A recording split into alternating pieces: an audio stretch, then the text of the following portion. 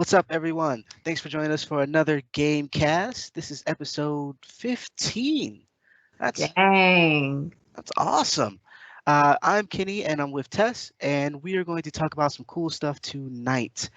Before we do that, though, we want to talk a little bit about some things that happened this week. Not a whole lot. Nintendo announced a new Paper Mario game, and what's crazy about this announcement is that the game comes out in 2 months. Um, Yeah, there was no build up at all. It was just like, hey, this game's coming out and it's coming out in 2 months. Now Nintendo can kind of do that because Nintendo's Nintendo and it's going to sell, especially during this time. But I wouldn't imagine that, or I could imagine that the reason why it's being announced the way it is versus like a big event or a show or something like that is because of Corona. And so like, you know what, we got to tell somebody about this, but we can't have the big lead up like before. Mm, So we're not going to say anything until we know it's going to come out. You know what I mean? Like it's not going to be pushed back or anything. And so I'm like, yeah, that was awesome news. And they dropped this bomb right when, or right before, I should say, Sony's state of play today. And during that, they showed footage of Ghost of Shishami. I believe that's how you pronounce it. The game looks great, and honestly, I know the guy at Epic, the CEO, was talking about how, PS5 is everything, but I don't want to hear anything about PS5 right now. If you see this game that they showed that's coming to the PS4, it's like, do I need a PS5 right now? The game looks amazing.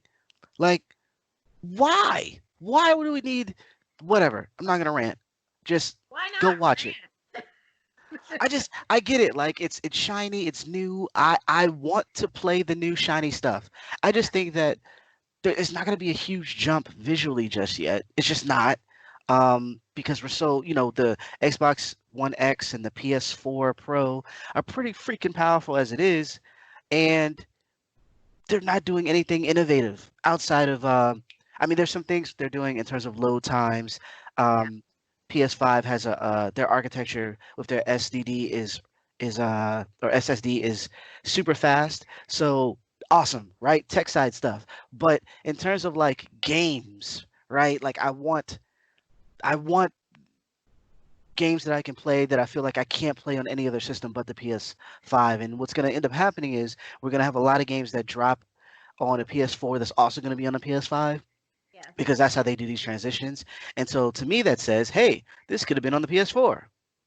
Like we didn't need that. And then also the fact that the state we're in, I don't know if people are like super amped about buying a new console right now. Uh, but that's just me. That's just me. So, No, it's um, not just you. It's not. I'm with you on that. That's why even when we first talked about the controller, I said the same thing. I was just like, really? Controller? What's the yeah, PS5 do? Is it in like 5D? Does it take you to another dimension? Does it put you through a wormhole? Does it take you to Saturn in a different universe, like a parallel universe to Saturn? I just want to know. yeah. Like and Sony is the way they're like not showing stuff. I feel like they're gonna show like a USB cable, and then they're gonna show like a charger or something. They're not gonna show the whole system, for a while. And it's like I kind of understand Sony's in the lead right now, so they don't have to show anything. But at the same time, I'm like, come on, bruh. Like you gotta sell me this. And Mhm. granted, I know it's a big deal that it's kind of a big deal that Epic is like, this is awesome. But they're talking about the Unreal Engine 5. For people who don't know, Unreal Engine 4, the current one, does everything from like, your biggest blockbuster, whatever type game, all the way to Fortnite. And Fortnite is on everything. It's on mobile phones. Um, they have like the best engine in the world in terms of gaming, and it's so freaking flexible that you can stretch it and pull it and make a small game or a big game, whatever the case may be. So showing the Unreal Engine 5 like tech demo for the PS5 is not saying much because they always look amazing. Like Yeah. the stuff that you can do with their engine is stupid great. But that doesn't say anything about the PS5 itself. I'm pretty sure the Xbox Series S will have tech that looks just as great if they're using Unreal Engine because that's how good it is. Hmm. So Sony, I need you to do a little bit more. especially right now, considering like here's an example. I wanted a uh, what is it? The Quest. It's a virtual reality headset. The Quest Go. It's around I want to say around 300 to $400 based on the size that you get, the storage or whatever. Hmm. And I was like, this would be an awesome thing because you don't need a super strong computer to use it. There's not like a ton of wires that kind of like you know keep you stuck in one location. You can actually move around safely. That don't go anywhere because you could kill yourself. But I'm saying like for a virtual reality headset or whatever, the price is reasonable and it's rather cool. And then Corona hit, and I'm like, I can't be just buying this. Like Yeah. that's not, what I'm saying. And that's a little bit out of my wheelhouse in terms of necessity, right? Because like Right. I write for games or write about games, so I will be getting the new consoles eventually. I kind of have to, and so what I'm trying to say is like if I didn't want this for fun, I didn't want to, I just have the extra money. Now the Corona hits, and I'm like, I couldn't do that. Then you have to kind of sell me on this because it's not a question of whether I will get these consoles. It's a question of when. Will I go with Xbox console before yours, like I did this past generation? It kind of it depends on you at this point and your price point, because I'm not flocking to the store right now. It's just not happening. So Right. Yes. I need you to show me some more. I need you to show me some more, Sony. Yeah. Give Um, us something, Sony. Give us something. yes. Outside of that, we also got a few announcements. We got a remake or remaster bundle for Tony Hawk's Pro Skater 1 and 2. Oh, that sounds fun. Yep, that is coming out September, and it's being developed by, well, it's still Activision. Activision is publishing it, but it's being developed by, instead of the previous guys, I think they're called Romando. I think they did the like Tony Hawk Pro Skater 5. It's not going to be developed by them this time. It's actually going to be developed by the guys who made Crash Bandicoot Insane Trilogy. They remastered that, Mm. Vicarious Visions. And they're really good at remastering. So I'm kind of looking forward to this one. I hope it's not they don't lean too much on nostalgia in the sense that that's the only thing that's going to sell it, because that Hmm. totally didn't help Pro Skater 5. Right. I reviewed that, and yeah, you can kind of read it. I would just say it was lackluster. I'll just leave it at that. But I am interested in this, and the fact that it's also two games in one. I think that's pretty cool. Graphically, it looks pretty great. They actually released a announcement trailer. You can find it on the site, and yeah, it looks pretty sweet. I didn't expect that at all. Like, I don't think anyone was asking for that. I'm happy. I'm I'm Nice. totally happy for that. Yeah, But yeah. nobody was nobody was asking for that. Also, so last week we talked about, we had our verses, and one of them was RoboCop versus Terminator. Hmm. Funny thing, NetherRealms announced Mortal Kombat 11 is getting an expansion called Aftermath, and within that is RoboCop. Now, for the people who know, MK11 already had a guest or multiple guests characters that you can download. One of them was Terminator. So now we have RoboCop and Terminator. They get to face off. What's funny even more so is that's not even the first time they've done it in a video game form. So this is pretty cool. I'm excited, and the fact that we were talking about it last week is that's just awesome, right? Yeah, that's cool. We were premonitioning. Exactly, exactly. So a lot of good gaming stuff, Yeah. news, whatnot, kind of came out this week.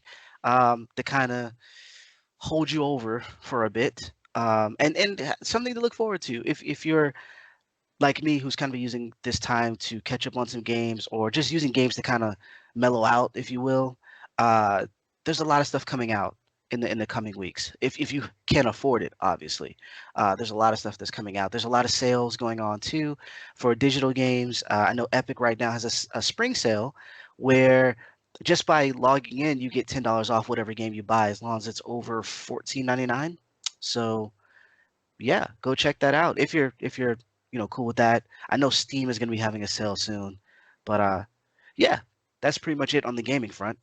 Um, Beyond that though, for this episode, we want to kind of keep our versus series going, and this time we're going to be doing versus films. Now, just to lay the ground rules, it's similar to our versus fights. This isn't something where we're going to use any type of scientific methods or really go in on the director or script. For the most part, lighting and all this good stuff, we're just talking about what we liked and didn't like and kind of comparing the two. This isn't anything where any super deep dive. It's just for fun. Just for fun. We got an hour some change, okay? Just for fun. So I don't want anyone to give me the stink eye because I picked a certain film over another. It's just for fun. I know this is gonna happen though. It's gonna happen with any fandom. People are gonna be upset. Uh, I mean, we could see the recent Star Wars, the anger over the Star Wars films can kind of paint the picture for you. But um, the first one we're going to talk about is Parasite versus Get Out. Honestly, I don't care which one of these win. They're both great. Right. Like, amazing films. There is no win here, really. No, there isn't. So basically, what we're going to do is just praise the films. um, I think that Parasite is pretty sweet in terms of a classism film, and with some biting satire, some comedy elements, and some sad moments. They did Yeah. a really good in terms of a spectrum of feeling in Yeah. that film. Yeah. Whereas I want to say Get Out is more, it's horror and comedy. Like there's really no. I mean, I know for some people, uh, there's a whole gambit, but for us, it's kind of like, yeah, we, how like, and this is horrible, this is stereotypical, but how like, the typical black people in the theater, how they're like, don't go in that room, don't. Yeah, that's what Get Out. That's what Get Out was. But on in terms of race, right? Like we kind of expected certain things. Certain things didn't rattle us as much, even though the premise is terrifying. Like Right. Because uh, it's real. right. I'm sticking to it. Sticking to it. Sticking Oh to my it. gosh. Yeah, if you see one of your friends acting not themselves, be sure to take a picture. Flash, Mhm. turn the flash on, Turn the flash and on.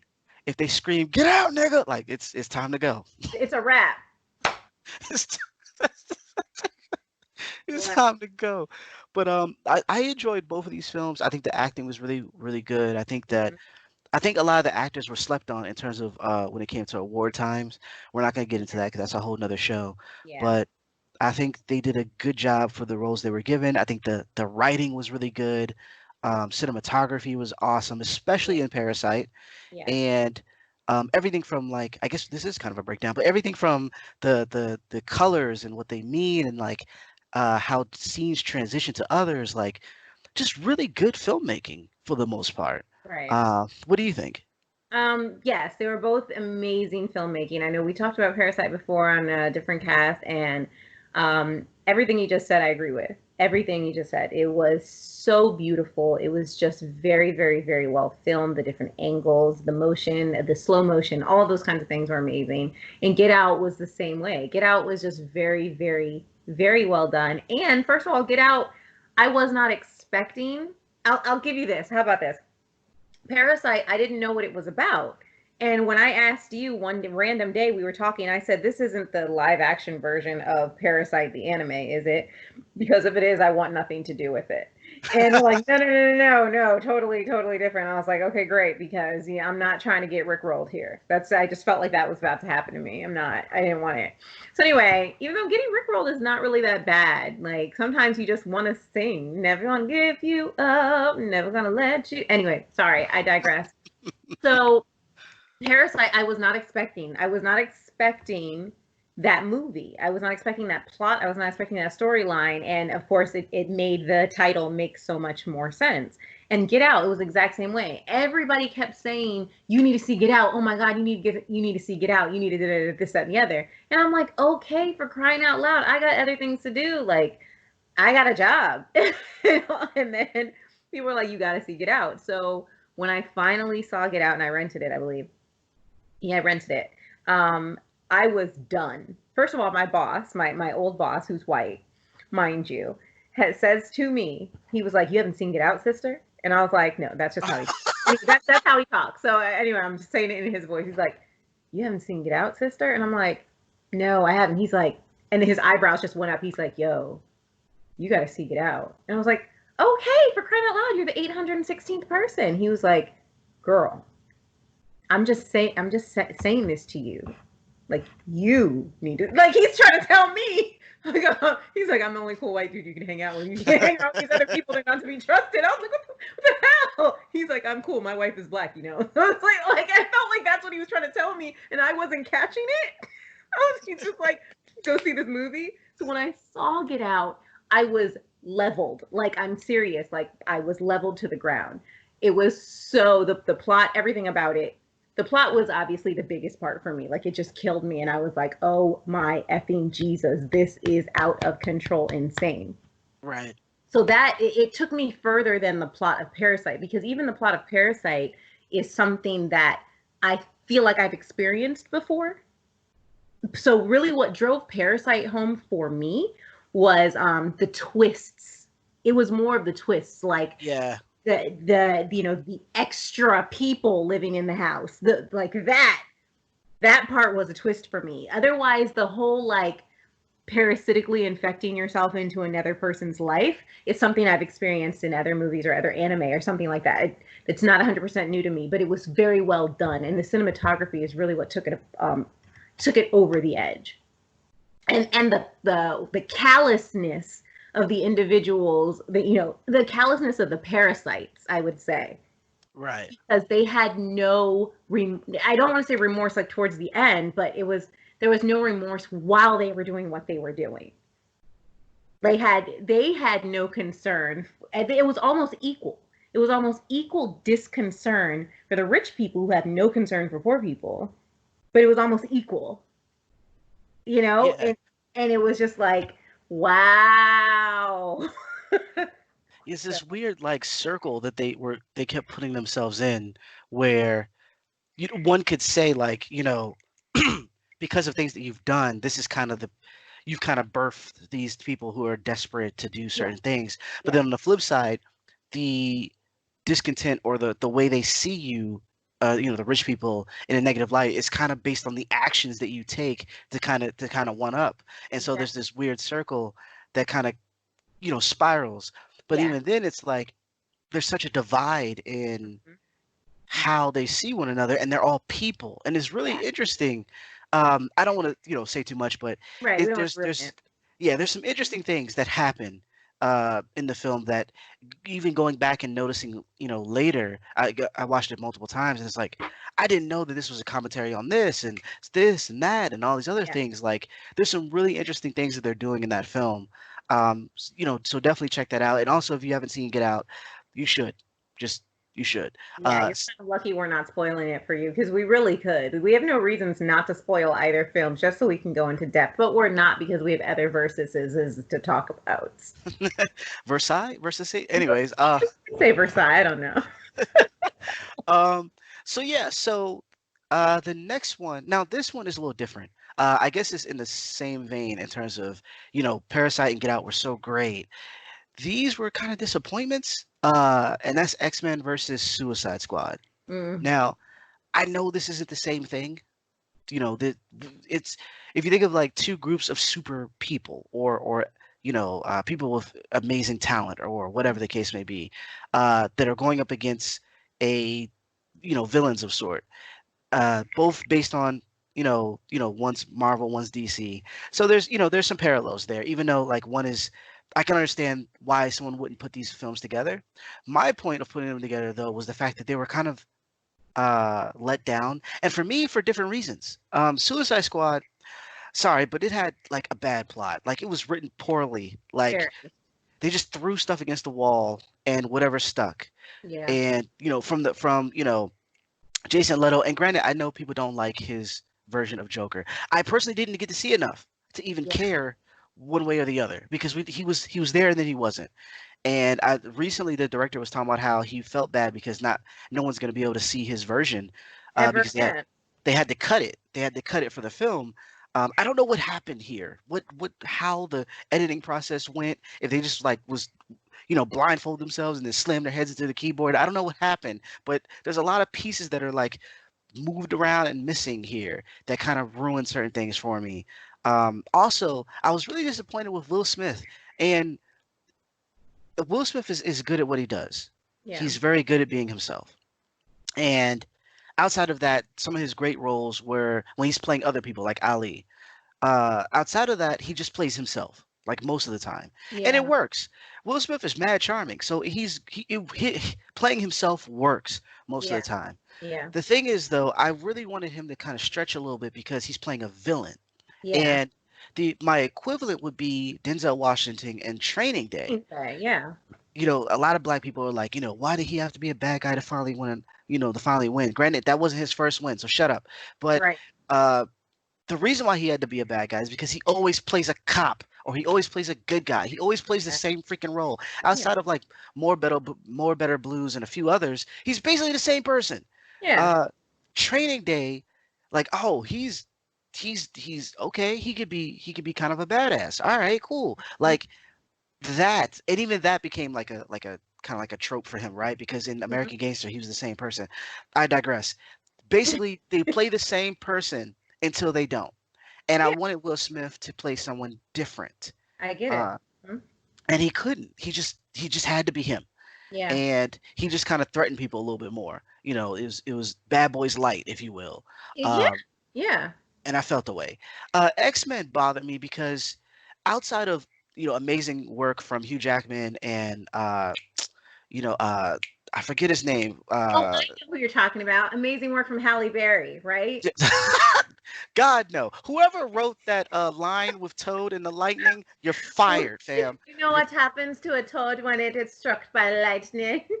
The same thing that happens to everybody else. I'm like, where are you from I again? was leaning in my chair. I was like, "Oh, she's gonna say something witty. She hasn't really spoke this whole movie. I can't wait." And then it was like, what was? I wish I could have paused the film in the theater and In just the looked theater. around and In was the like, theater. "What was that? Who thought Hmm. that was?"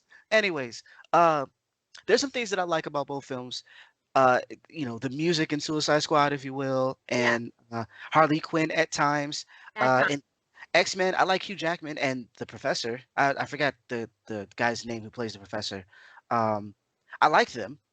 They Yeah. did pretty well, and I dig Iceman because he's one of my favorite characters. But for the most part, X-Men was kind of poorly written. Not as bad as Suicide Squad, but Right. there's some things that are mad questionable.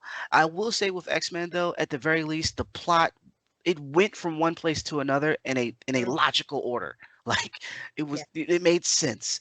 Yeah. Suicide Squad, not so much. Not so much at all. Suicide Squad had like four different storylines. We didn't know what the purpose was. That's what I'm saying. Like, and when you finally get to the end, we're spoiling this movie for you guys, by the way.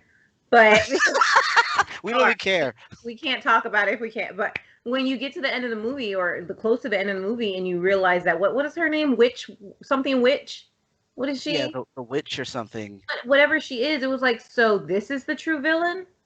Like, because the whole Suicide Squad was doing all kinds of crazy things, and it was like, so you needed a bunch of super villains to kill the superest villain, who is actually not even of this world or something. And why is she making a machine?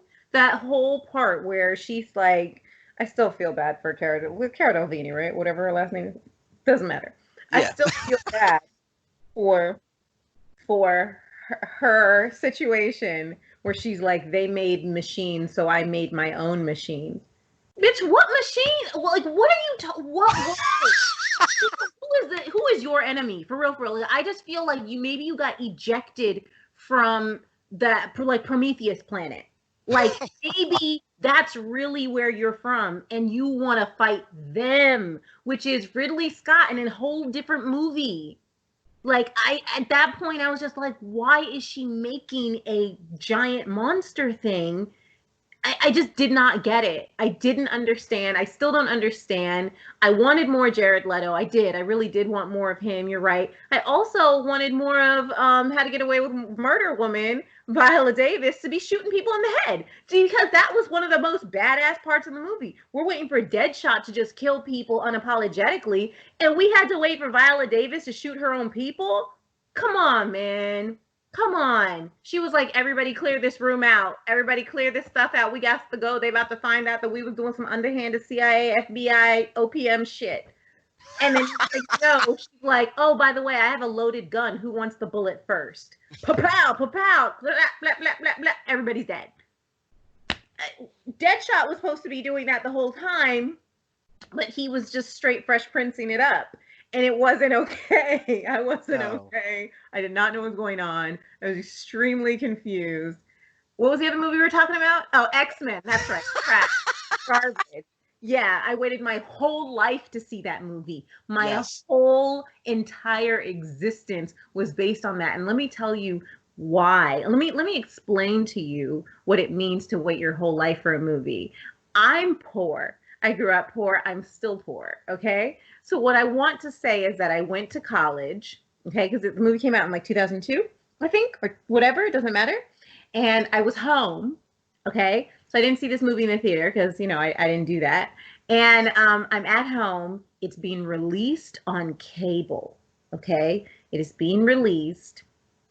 It is $4.99 to get on what pay-per-view or whatever. Yeah, you know, whatever that is. It is $4.99, something of which I don't have. But I'm pretty sure that at my whatever part-time job that I saved $7 from, I still had about $4.99 in my bank account.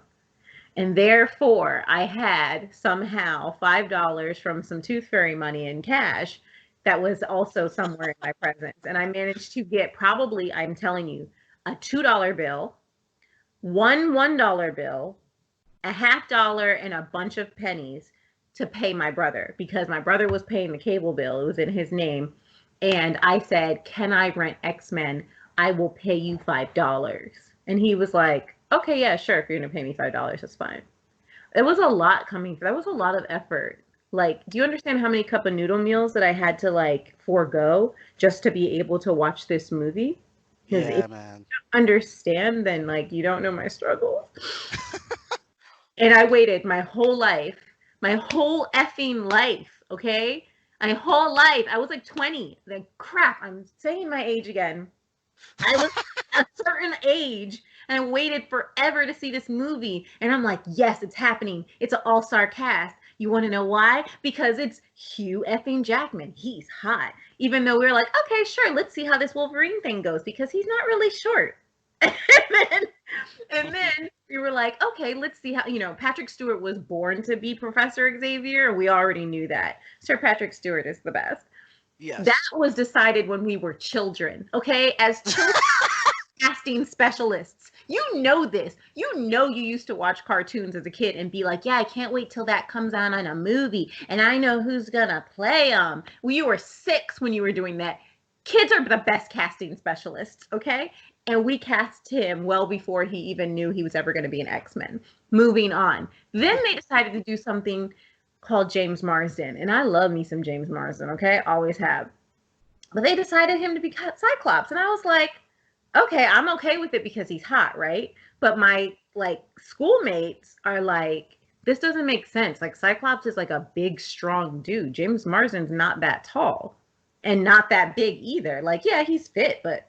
So we're like, okay. And then Famke as Jean. And now I love Famke because, like, I remember, I think at that time I had watched that movie Love and Sex that she was in, and I love that movie, and I love Famke anyway. She's a great actress. She's really good.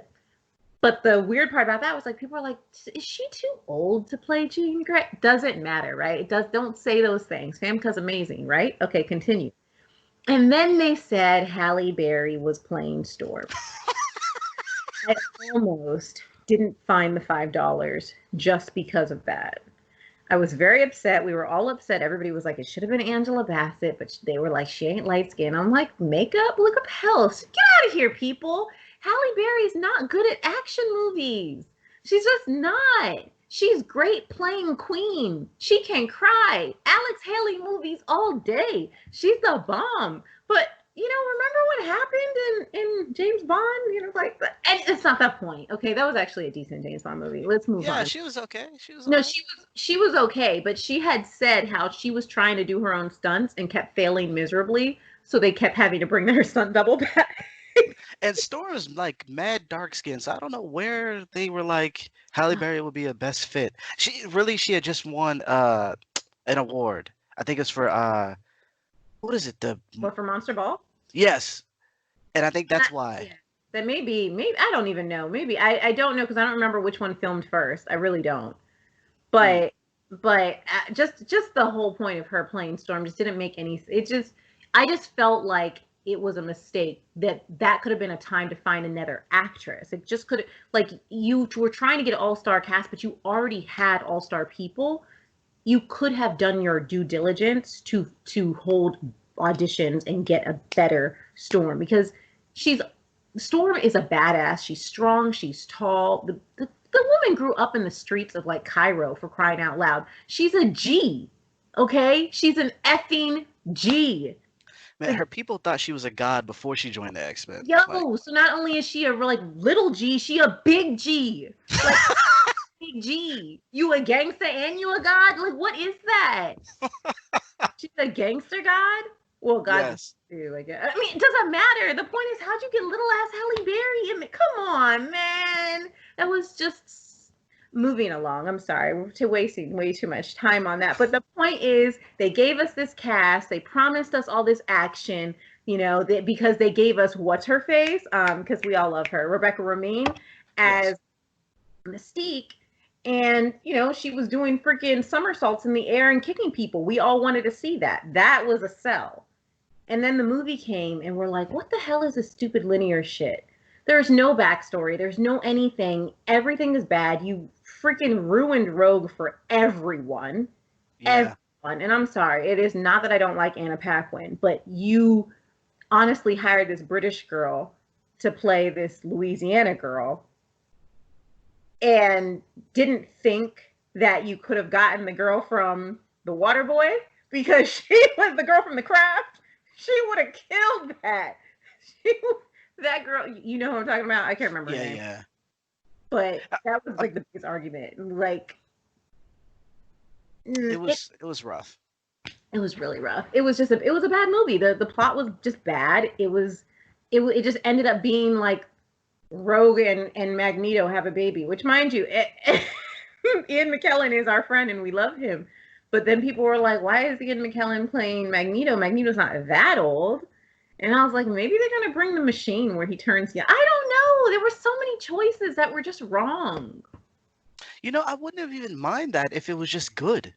Like, there's been plenty of people who, we didn't think would be a good fit for a role. And then they do it and you're like, oh, well, Right. all right. Yeah. What's his name? Heath Ledger for the Joker. I always believed in him. Sorry, I'm number one person. I was never on the non-bandwagon. I knew a lot of people who were on the non-bandwagon, and they turned immediately once they saw him. I knew he could act, but I was like, the Joker though. I knew it. He did an awesome job. And then like Ben Affleck, I was like, he's not gonna be able to do it. He's not gonna be able to play Batman. And because he played Daredevil, similar, and I'm like, it was bad. It was really bad. So bad. But he did really well. I was like, oh, outside of like the entire movie not being that great, he did well as Batman. And so there's times where this could have come together. They could have had a solid script, solid dialogue, and dope special effects, and it would have been great. It would have been great. And it's not even like, I know that's like, you think that's asking a lot, but with the talent that you have, you could have done something pretty sweet where, even though it's not reflective of the X-Men that we grew up on or the comics or whatever, because no movie really is. You could have did something that stood on its own to be freaking awesome. And it, like later X-Men films. But anywho, moving on, because we're gonna be here all day. The next one I wanted to pair up is Honey, I Shrunk the Kids versus Jurassic Park. Now I know these are different. However, I think for a kid watching these films, they're very similar Yeah. in how they capture one's imagination. Hmm. Uh, for me, I always like dinosaurs. I remember when we were living in Germany. We were living in Berlin, and I would go to. My dad would take me to the museums to see, like, they had these really cool dinosaur exhibits where you could, they had the stuff where it was like the bones and everything, and then there was parts where they had animatronics where you can like actually control the They were giant size though, and Yeah. you could kind of control them, and so like I've always been a fan of dinosaurs, and so seeing Jurassic Park and even to this day, they actually still look great. The animatronics that they have in that film, Yeah. uh, They're good. it takes me back. Like the music score takes me back. The just seeing like the park, like the opening scene when they kind of like fly over, or the scene where like they're all walking and they finally see the dinosaurs and they're kind of like walking towards them. Uh, in the opening or whatever, you're like, oh my God, dinosaurs are real and all this other stuff. Like before the killing and screaming and all that stuff. Um, it was really freaking cool. And the same thing with Honey I Shrunk the Kids. Like it wasn't in the sense of like I'm not a big fan of ants, right? They're not the same as a T-Rex. However, the idea that you're being shrunk into this like miniature state where Mhm. all the normal stuff is huge and everything could kill you, that was Yeah. also an adventure in and of itself. Yeah, it was. Um, it was way more. I realize now that Honey I Shrunk the Kids is a better kid film or a better family film, because Jurassic Park had all sorts of killing. I mean, I didn't, because I was gonna show it, to our oldest, and I was like, you know what? Let me watch this again. Yeah. And Samuel L. Jackson, he's just an arm at one point, and there's a dude that gets bitten off of the toilet and all this other stuff. Yeah. Hmm. Um, yeah, it's stuff. Shit gets real quick. But in Honey I Shrunk the Kids, it's more like outside of the scorpion killing the ant, their ant friend. So um sad. yeah, no one really, that was like a Bambi moment, right? It But was. no one dies, and for the most part, they have their adventure making it from the basically from the yard to their house. And it was really cool to see, like the special effects and the props and everything. Like that seemed like a really cool set to be on. um and Yes. so both of those films captured my imagination in different ways.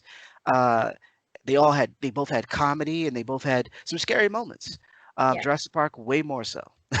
Yeah, Jurassic Park scared me. I actually had nightmares about it for a really long time. I actually used to have kind of dinosaur nightmares in general, so I do believe at some point in my existence in this universe, I lived during dinosaur times. I was probably a stegosaurus and I got eaten. I'm pretty sure that that's actually what happened. But yeah, so I used to think that the dinosaurs were going to come out of my chimney because the chimney is just a very dark place. It's a very dark place, and it's right in the middle of that kind of a happy place, the living room, where our TV is and everything. And, sometimes we would eat there and watch TV, but we watched a lot of Disney movies there. And unfortunately, that area kind of got scarred for a while because I thought that raptors were going to come out of the fireplace. Oh Yeah, wow. it's just it scarred me for a while. I mean, I'll never forget the imagery that I truly did believe that there would be like 2 to 3 raptors coming out of the fireplace. I don't know why I didn't think they were gonna come from somewhere else, but yeah, there. So yes, Jurassic Park scarred me, but then I always remember Jeff Goldblum because I love him and he eases my heart. Moving on, and Sam Neill as well. So moving on. But then Honey, I Shrunk the Kids, which is funny you even mention it because it actually came on about a week and a half ago or something. It was on TV. Oh, nice. And I was like, oh my God, I love this effing movie. And so I just let it play because it was so, I think it may have been on like sci-fi or something, but I just remember letting it play and just like coming out of my room, going back into the living room and watching it. And again, yeah, it would have been an amazing set to be on, especially as a kid, because the freaking big ass cookie that they were eating, when they found they That left the was cookie. awesome. It was like, that's so funny. I mean, they were starving the whole day. They were so hungry. You're right. It's such an adventure, and it's always like the older siblings looking out for the younger siblings, and it was just so many things. So many things I forgot. Like I forgot why the kid was mowing the lawn, because he like paid the other kid to do it. Right. And the whole thing with the sprinkler and the way those water droplets came down because it was like boom, Yeah. boom. Like missiles. Yes.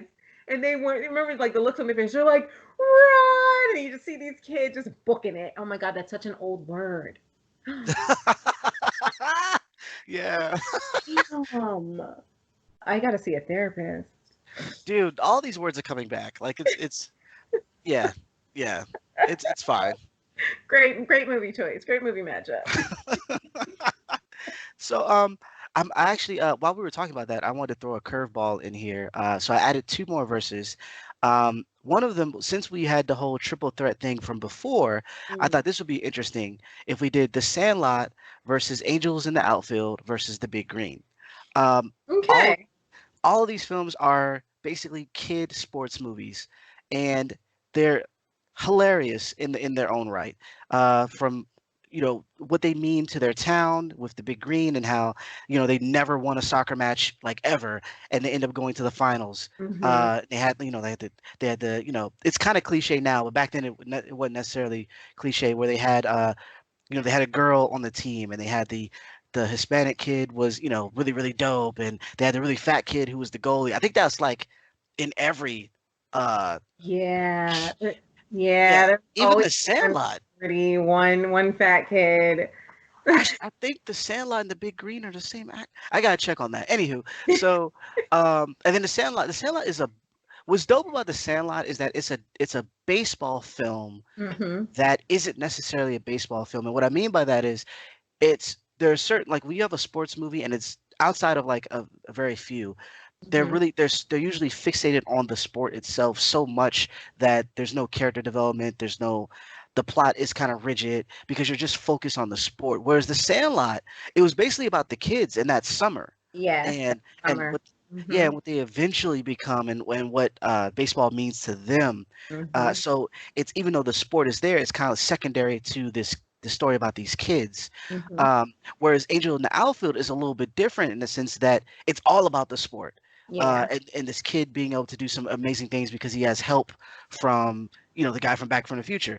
Uh, uh, you know, And Matthew McConaughey. yes, and so like I think this is a cool matchup because they all kind of come from the same time, even though they're not necessarily made. They weren't made in the same year, and there's different takes on kind of the same premise. Hmm. With the Angels being the most out there, but I think out of all three, I think the best for me is the Sandlot because it's such a good script. There's so many quotable, you know, uh, lines from that movie, like "You're killing me, Smalls," right? Like there's so many good things from that film that it kind of eclipses the others, but the others are fun too. Yeah. I didn't see the Big Green, but the other two I did. And the funny thing about Angels in the Outfield is that I didn't see the movie until I was older. Because I remember it coming out in theaters and whatnot and being young, and we didn't really do that when I was growing up. But I didn't end up seeing the movie until I was like, I want to say I was in college. I Yeah. didn't even see it as a teenager. I think I saw it. Actually, it may have been after college, but I was definitely an adult. Yeah, I think I was a grown adult when I finally saw the whole movie. Because, it might come on TV, and then that's when you see those little scenes where where you're like, oh, that person's in the movie. That person's in the movie. But no, like, so I ended up loving that movie. When I saw it, I was like, oh, this was a good movie. Because I guess I just didn't really care when I was younger. But The Sandlot, man, we owned that, and that was one of the movies that we used to put on over and over. I'm surprised the VHS is still alive, like it never broke, because Yeah. that movie was great. It was great, and we were all in love with Benny because he was just the cutest person in the world, you know. And James Earl Jones was in it, so anything that has James Earl Jones, my parents were already going to be okay with. So it's just a fantastic movie. I like to call it a heart movie because it's, about young boys. They're not even coming of age. They're just boys. They're just young boys doing what young boys do. And it's about summertime. Like, what kid, I shouldn't say what kid, there's a lot of kids, but a lot of kids can relate to that summer. A lot of kids can relate to those feelings that you get in the summer where you're not tied down by homework and school and all that kind of stuff. You get to experience this thing with your friends. You go to the carnivals during the summer. It didn't need to take place in 1950 something or whenever it took place. It was relevant to us in 1990. You Right. know, and we all went to, well, I live near a baseball field, but we didn't go to the baseball field often. We kind of just played baseball at our playground in our neighborhood, and I was not great at it, so we don't have to talk about that. But like kids have gloves and baseballs, and we could go experience that same thing. And there are kids who are sitting there like, I have a stepdad that maybe I don't get along with, or I do get along, like you're trying to build a relationship with a new person type stuff. And you're also trying to fit in, and you want to belong to this group. You want to have something to offer. It's just it was so relevant. It just doesn't make it sticks throughout time. It's a cult classic, fantastic movie, and I think gives you a very warm feeling. You know what I mean? Yeah. It Yeah. ends warmly, and and then after watching Angels in the Outfield, I got a very warm feeling as well. Kind of. Awesome. Yeah. Another curveball I added was, Unintended. no pun intended. Oh, side note, before I get to that, that reminds me of Rookie of the Year, where in terms of like cool lines, where Yeah. the dude broke his arm, and so like he goes to see the doctor, and he accidentally hits him, and the doctor's like funky butt loving. Like that was that was great. Right. Isn't there a T-shirt with that too? Because You're Killing Me Smalls is on every T-shirt. Yes, it's awesome.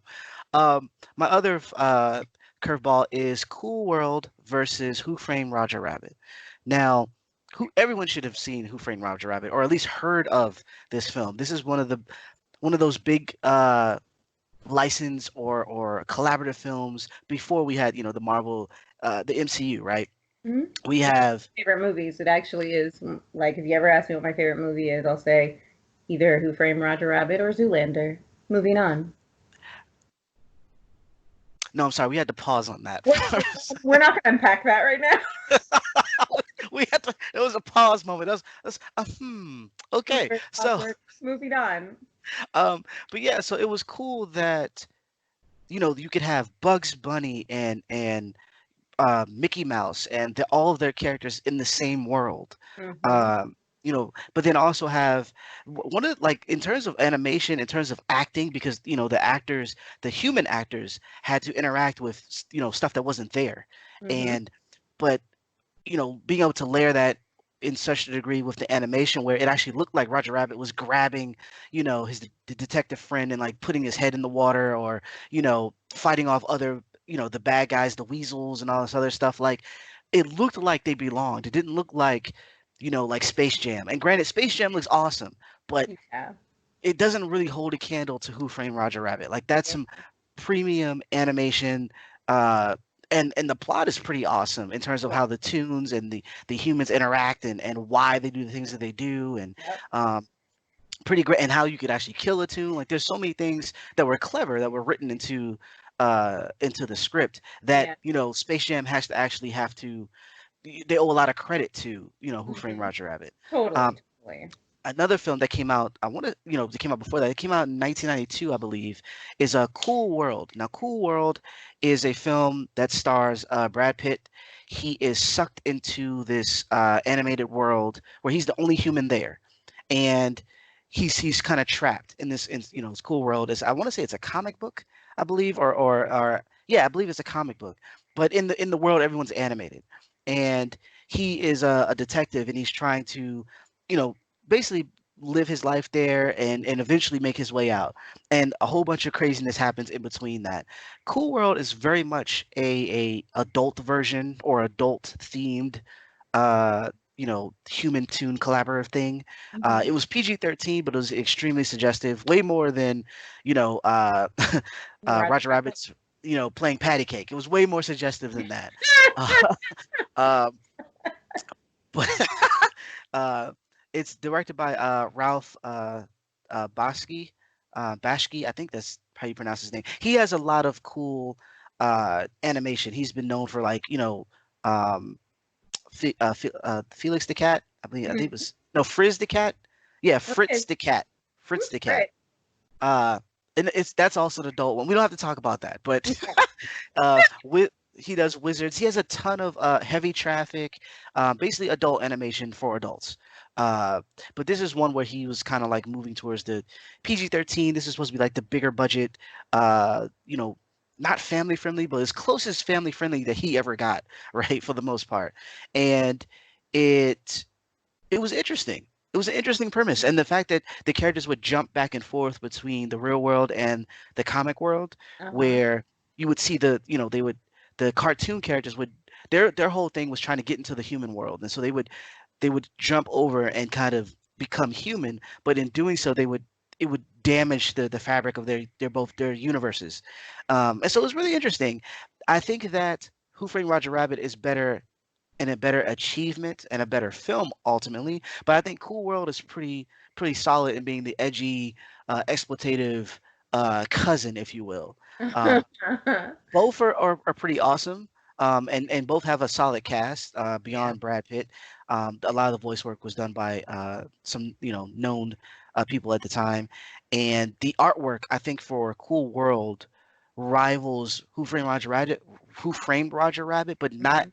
it's just not as cohesive as Okay. that film in terms of human tune interaction, which is such a weird thing to say.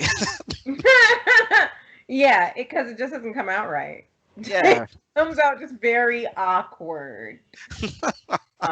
Which in truth really is what Roger Rabbit was. It was such a I love that movie. I mean, it came out when we were kids, so there's no way you're not gonna love it.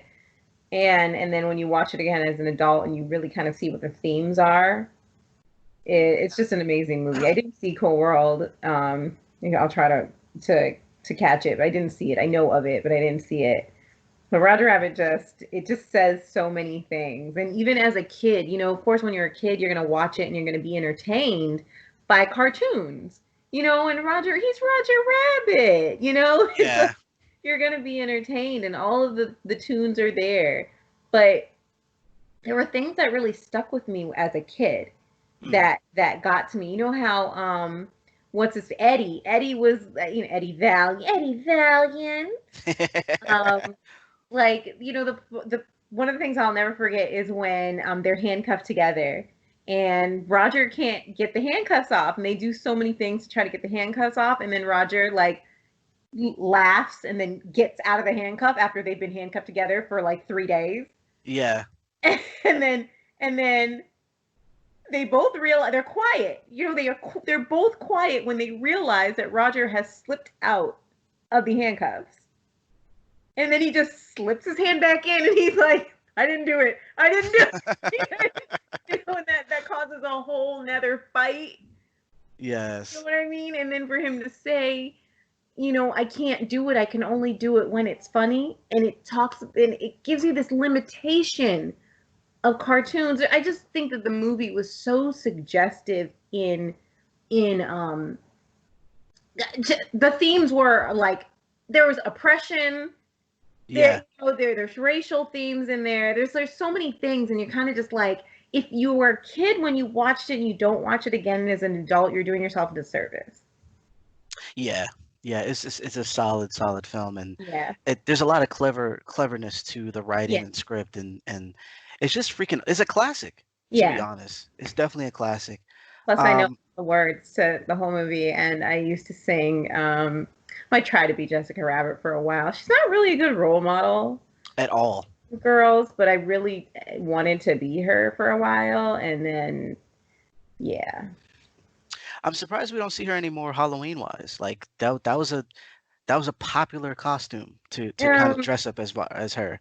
yeah, and some people they don't do it anymore because other people came out. Like what's her face from Watchmen.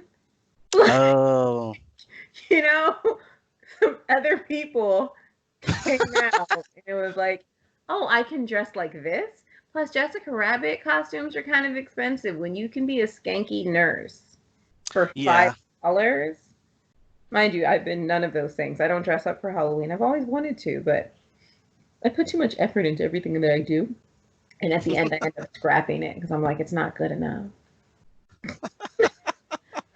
So I have one more to add. Oh, wait, you have another one, right?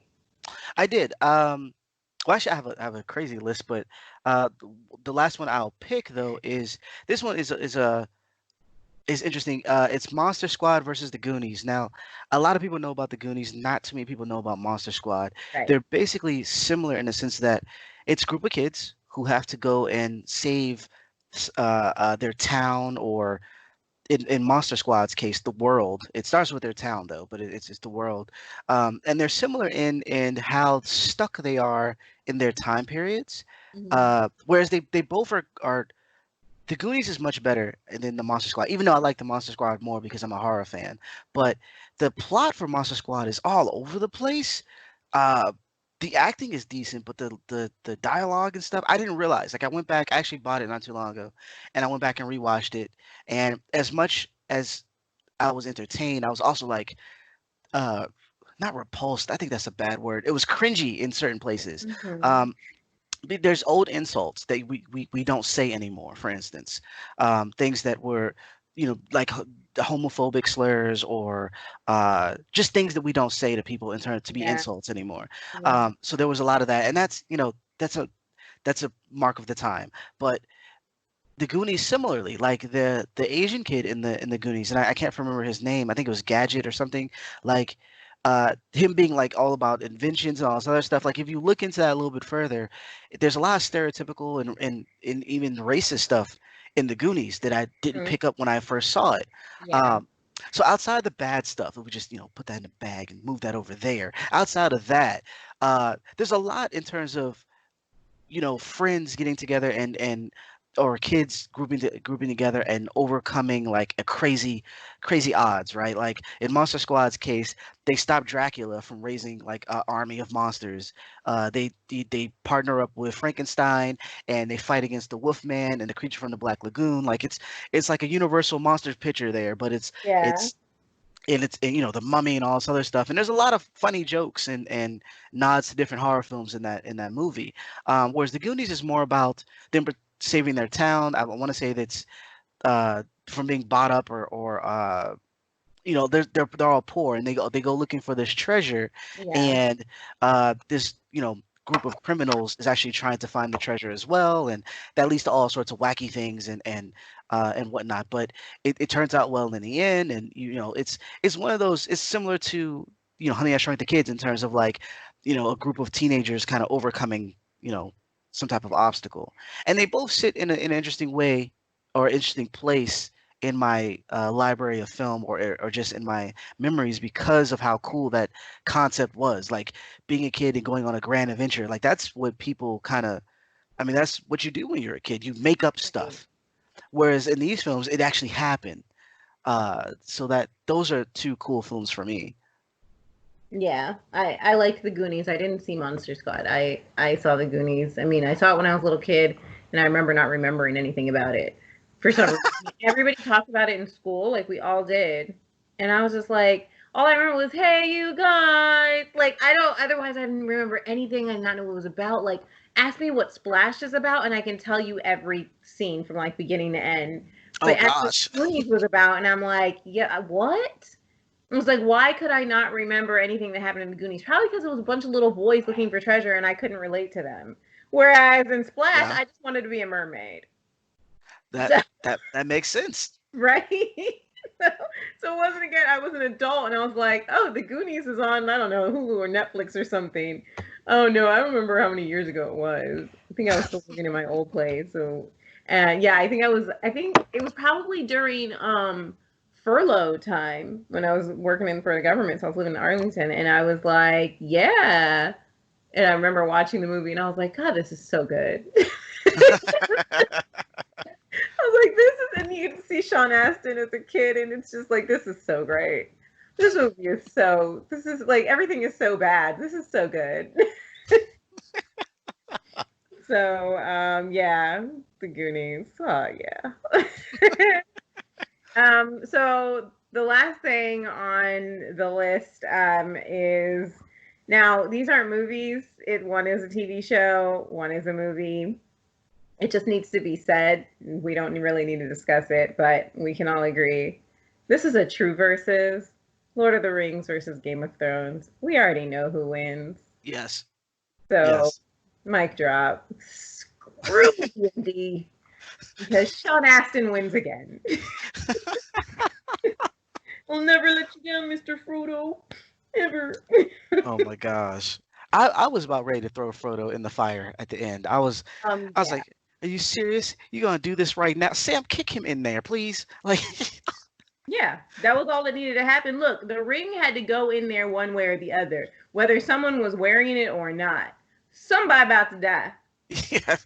Like Frodo, we can do this the easy way or the hard way. You choose.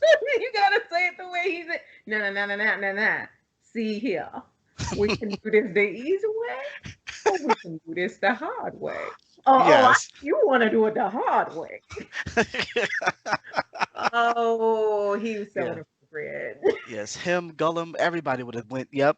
Like what happened to Frodo? Nothing. Don't worry about that. Yeah, yeah. He went west. He journeyed west. We haven't seen him since. Yeah, he went down south. Yeah, it's real hot, I imagine. Yeah, I hear they need like umbrellas this time of year. It's like a lot of rain, a lot of lava rain. Yes. Yeah. Yes. Kind of Goodness. active volcano down there. It's beaches though, really nice black sand beaches. Yes. Yeah. And I hear it's the locals, they're not bad. They're kind of cool. You know, just don't get on their bad side. They No. might they'll skin you, but Mhm. aside from that, they're cool people. Try to stay away from the trees because Yes. are arachnids that are the size of houses. Yes. But otherwise, it's not a bad place to visit in the spring. Nope, not at You don't all. want to go back. It's really, really long walk. You got to go through this place. It's called the Lonely Mountain. And typically, every time you walk into the Lonely Mountain, you end up with 1 to 2 less people than when you went in with. So if you only go in by yourself, I guarantee you won't come out. Yeah, and depending on what hill, depending on where you are, if you look over, the next hill or past a certain tree, there'd be tons of bodies. You know, Yeah, where can you get selfies with bodies? Nowhere. there. So, yeah, stay home. Yo, Lord of the Rings, man. Total, like, the Lord of the Rings is awesome. The books are, it was good job, Tolkien. I know you never finished the Silmarillion, so a lot of things don't really make sense in the Silmarillion if you've ever read them. If you ever read it, like, especially as you get closer to the end, Chris Tolkien tried to finish the book for his father. It doesn't make sense. It doesn't. Right. It's not, and I don't want to blame Chris Tolkien and be like, oh, you don't have the writing skills of your father. No, it's like your father left only notes, and so you could only do with what you could. But the Silmarillion is Tolkien's Bible, and unfortunately, his Bible is incomplete. Yeah. So, the movie is, I'm gonna say, I'm just talking about Lord of the Rings. I'm not talking about the Hobbit nonsense that they made because I don't want to go there. The Lord of the Rings does its best to kind of keep to the actual fabric of the universe. I do believe, and there's things that are not actually accurate per the book. But I'm still trying to understand what happened with the Dark Elves, but we'll never know. Just leave it alone. And Game of Thrones is trash, so Yeah. It's it's trash. yep. We don't need to go. So one thing that I wanted to discuss, which I would not have known if I hadn't logged into Facebook, and I don't get on Facebook very often. And I don't even remember why I did it. Oh, that's right. I logged into Facebook. I'm sorry. Let me back up. I am automatically logged in because I don't know my password to Facebook. So the day my computer dies is the last day I get on Facebook. I just want everybody to know that. I'll never be on it again because I do not know my password. And I don't even think I can go through the reset process because I probably don't remember any of my questions. So anywho, my dad was messaging me, and I think my phone was trying to charge, so I needed to get on my computer to respond to his message. It's just easier to type on the computer. And then I saw that you tagged me in a post. I did. Okay, let's just unpack that quickly. Because we could talk about that we can dedicate a whole nother boring nerd goggle style cast to that. And I just have to say how shocked and appalled I am, because I will always be happy for more Inuyasha, okay? Because it's such a Inuyasha is a huge part of my life. It really is. The timing. It's a huge part of my life. It means a lot to me. I did a lot of like creation to Inuyasha, okay? But when I read and looked at the picture of the children that it's about, Yeah. being about Inuyasha and Kagome's daughter, and then Seishomaru's twin children, I'm like, okay, now you got me. Because one of them looks just like him and the other one looks like Rin. I mean, she kind of, to be fair, because of the way Rumiko Takahashi draws, she kind of looks like Kikyo and Sango had a baby, which is really just Rin. So they look like Rin's kids, and I am not a part. I'm not one of those people who was championing Rin becoming an adult and her starting a romantic relationship with Seishomaru. I'm not about that life. I'm not. I wish. I really wish that wasn't the case. Rin was better suited to Kohaku, somebody who's her age, somebody who's a human. Not trying to be, racist here and be like humans and demons can't date. That's not what I'm saying. What I'm saying is you already have a human and demon combo. And I think that the biggest the biggest accomplishment was for Seishomaru to love a human in general. The fact that he was able to love Rin proved that he had gotten over his animosity towards humans. Like it wasn't. Now let me just correct what I'm saying or explain. Him loving Rin as her being a child did not erase his animosity towards humans. It didn't. However, once you get to the end and you realize that Seishomaru has no problem walking into a human village just to visit Rin, and he's not attempting to kill anybody, and he's not trying to kill his brother or his brother's now wife, even though she calls him brother and he hates it. I'm like, it's obvious that Seishomaru has finally graduated.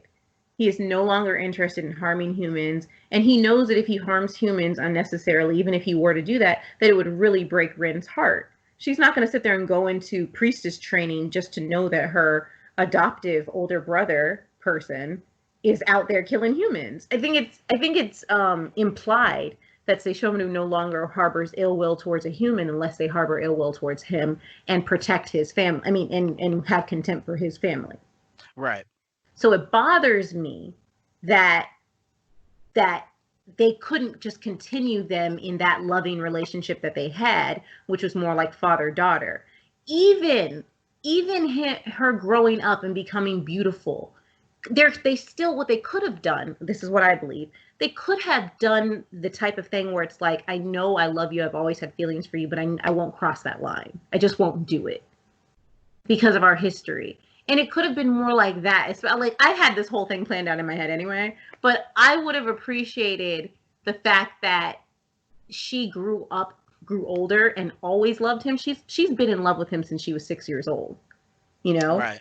And I would have appreciated her even becoming 16 years old or something and being like, I love you, I've done all my priestess training. Now let me go follow you around the world, because he's supposed to be trying to build his own kingdom.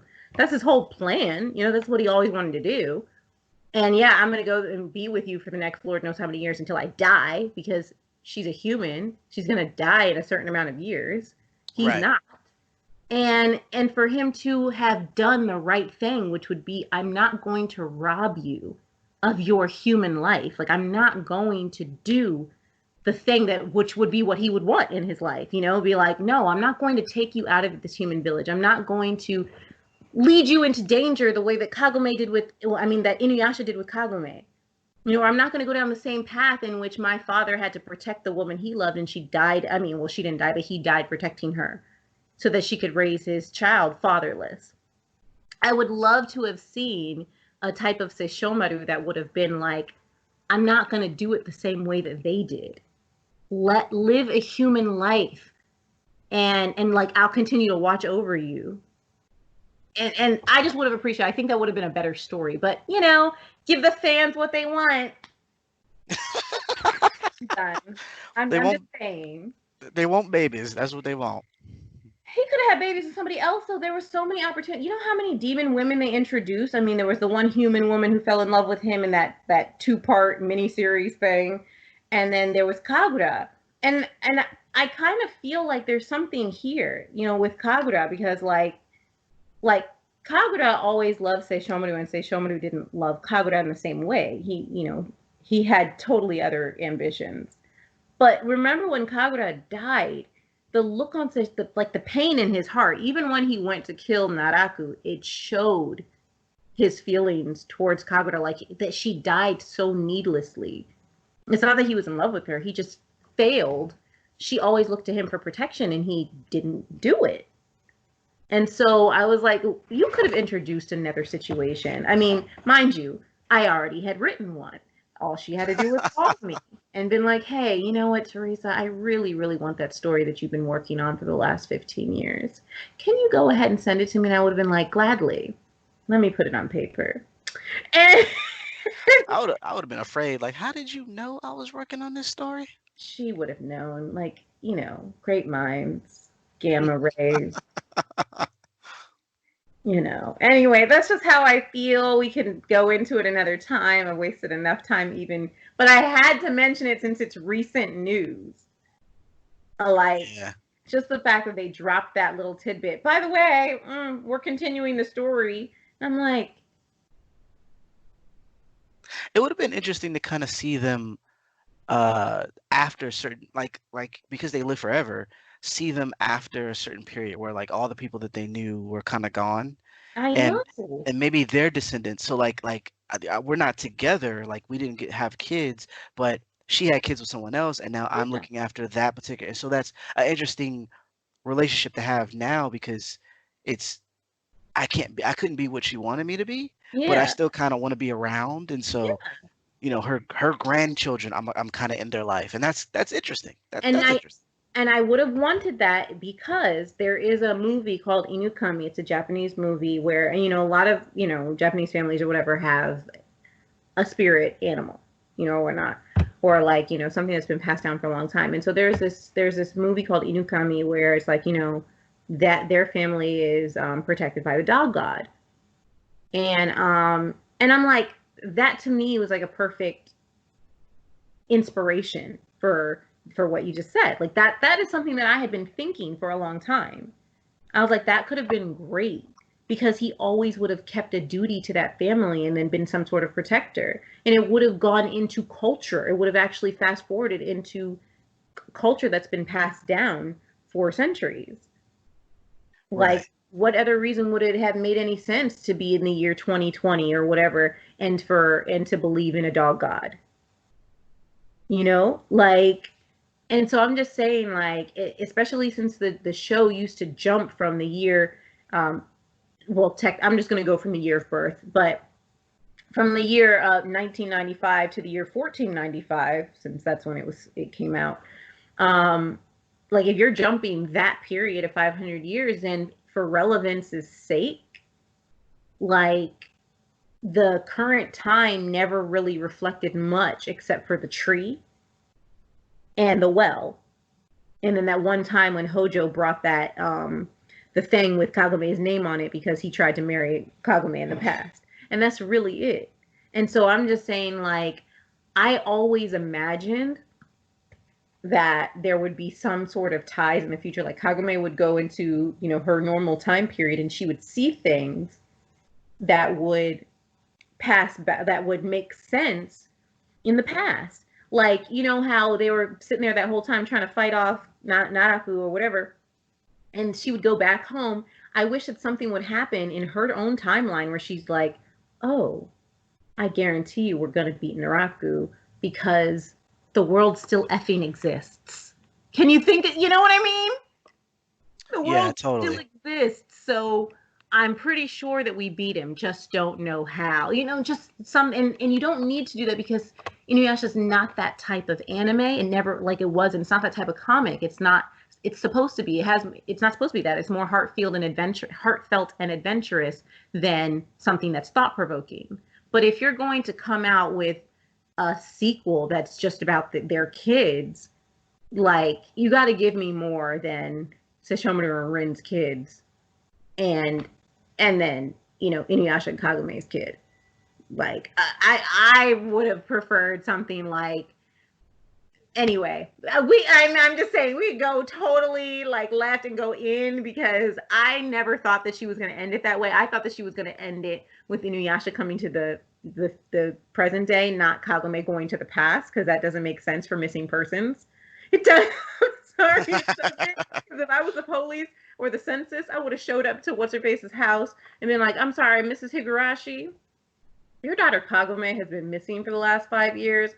Apparently she went and got married. We just don't know where she is. We think she's dead. Did you bury her in the well or not?"